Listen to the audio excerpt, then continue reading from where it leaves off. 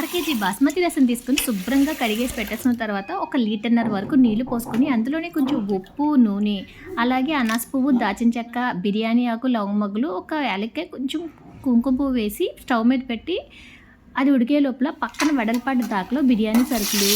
జీడిపప్పు, ఉల్లిపాయ, పచ్చిమిర్చి వేసేసి అందులో 2 గరిటెల ఆవకాయ పచ్చడి వేసి దాంట్లో కొంచెం అల్లం వెల్లిపాయ పేస్ట్, కొంచెం మసాలా పొడి కూడా వేసేసి కొంచెం పెరుగు వేసి మూత పెట్టి మగ్గనివ్వండి. ఈ లోపల బాస్మతి రైస్ పెట్టాం కదా, అది హాఫ్ బాయిల్ అయిన తర్వాత మనం ఆవకాయ పచ్చడి మూత పెట్టి ఉడికించాం కదా, దాంట్లో పైన మనం దమ్ బిర్యానీకి వేసినట్టే ఈ రైస్ అంతా కూడా పైన ఈవెన్‌గా స్ప్రెడ్ చేసేసి పైన కొంచెం కస్తూరి మెతి, అలాగే కొంచెం నెయ్యి, ఒక ఆవకాయ ముక్క కూడా పైన వేసేసి